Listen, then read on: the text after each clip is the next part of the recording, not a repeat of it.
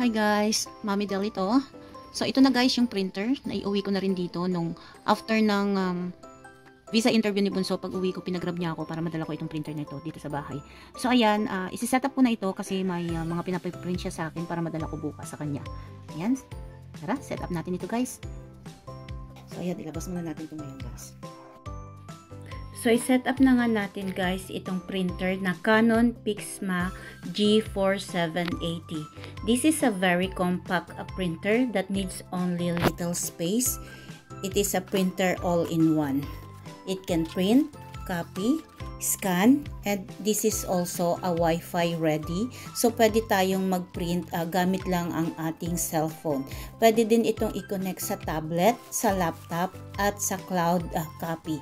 Pwede tayong mag-print using our mobile phone sa cloud printing. I-download lang natin ang Canon Print app.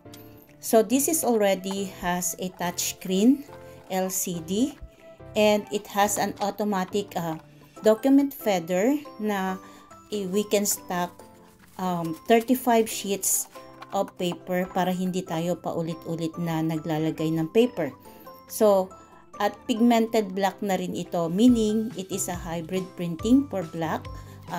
Halimbawa, nakapag-print tayo ng black at natuluan, nabasa, yung print ng black ay hindi magi-smudge, hindi magkakalat, at hindi mabubura yung print ng black kapag ka nabasa.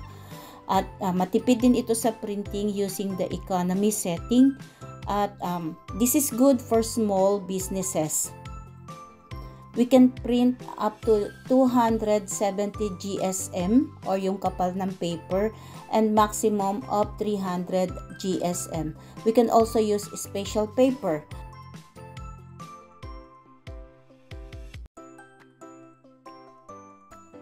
Hi guys, mabaliw-baliw ako dito sa printer na ito kasi ayaw niyang i-recognize yung data lang, gusto niya talaga wifi. Wala pa akong wifi, ayaw niyang connect sa data lang ng cellphone. So, ini-instructionan ako ng anak ko na i-connect ko raw yung cord from printer sa laptop. Tapos i-download ko yung document niya sa laptop ko para ma-print sa printer. So hinahanap namin yung konektahan nito, kung saan ito isasaksak tong cord na to. Wala talaga. Iisa lang talaga yung, ito lang ang lumalabas na saksakan niya. Wala na talaga. O kahit sa harap wala. Wala Diyo. Nakita ko, kakakapa ko. Ayun pala, nasa pinakasulok-sulok. Ayun, nakatago siya. Ayan o. Try ko nga i-connect. Teka nga guys, balikan.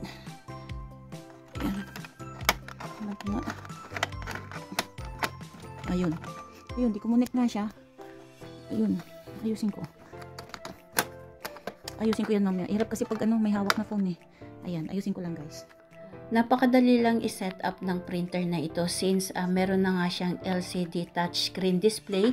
Madali na natin itong masi-set up, i-connect. I-connect lang natin ang sa Wi-Fi natin sa mobile or kung saang unit natin ito gustong i-connect. Pwede natin i-connect ito sa ating mga smartphones, sa laptop, sa tablets, sa cloud storage.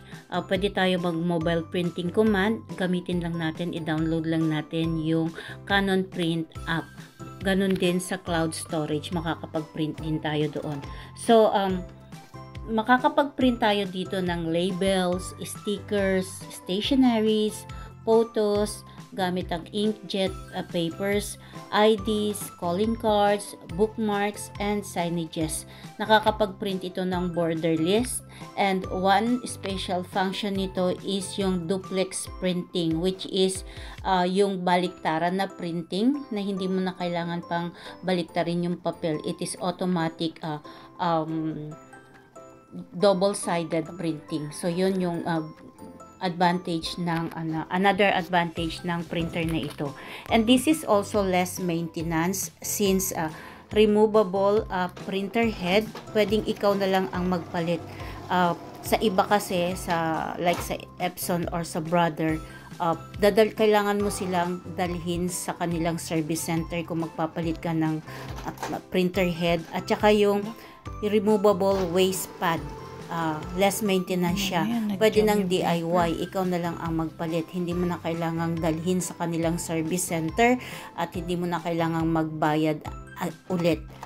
less pagod, less abala, less gastos. You can do it by yourself. And to connect this printer sa ating mga gadgets is i-enter lang natin ang username ng Wi-Fi natin at ang password, and connected ka na. So that is very easy to do. Parang hinotspot mo lang siya sa Wi-Fi mo. Ganun lang siya kadali i-set up.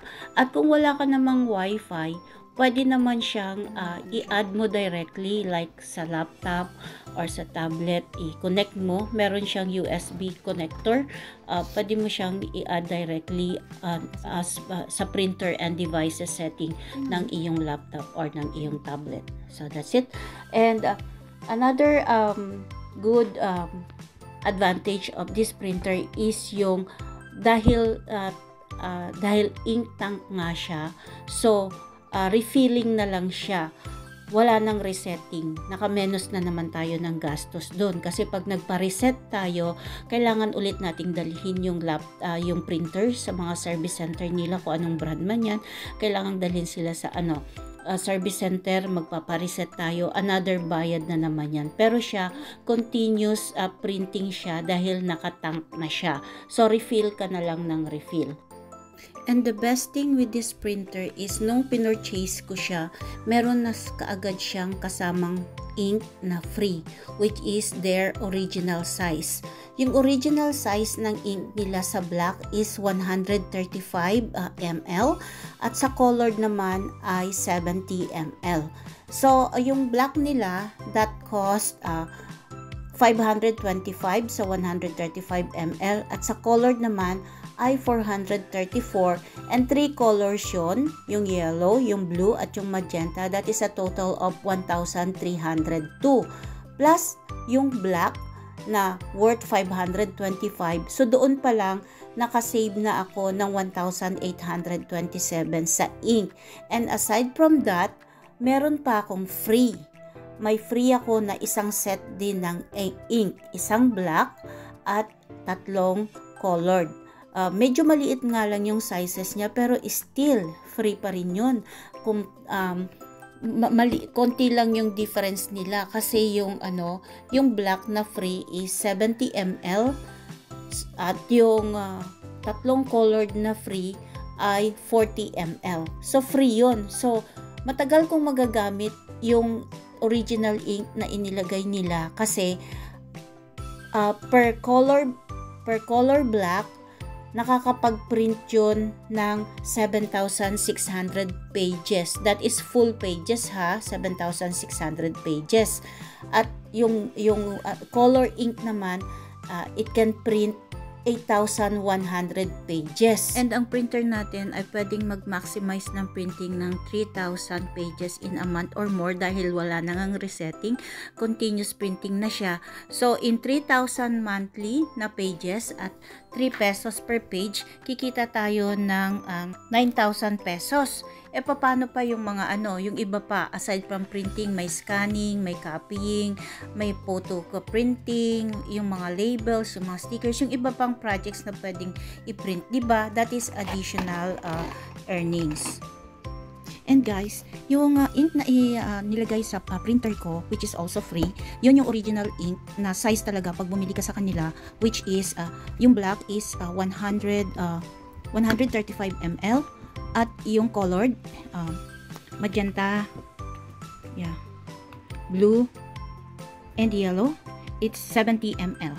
At yung free naman nila, yung pa-freebie nila, which is isang set din ng black and 3 colors. Medyo maliit siya, pero at least still it is free. Malaking bagay pa rin yun, kasi free na nga ito, 'di ba? Yung original size ng ink nila, and nag-free pa sila ulit ng another sets of ink. Yung black is 70 ml and yung colors are medyo maliliit, which is only okay, nasaan ka na? Nasaan nakita ko na yun eh. 40 ml. Malalaki pa rin yan guys, marami pa rin mapiprint yan, thousands pa rin ang mapiprint yan, o diba? So pareha silang free. So pag naubos ito, may magagamit pa ako, at pag naubos ito, saka pa lang ako bibili ng original ink nila sizes, which are this one, 140 ml and 70 ml yung mga colored. So And for that, thank you so much guys sa pagsama sa akin sa pag-review ng printer na ito.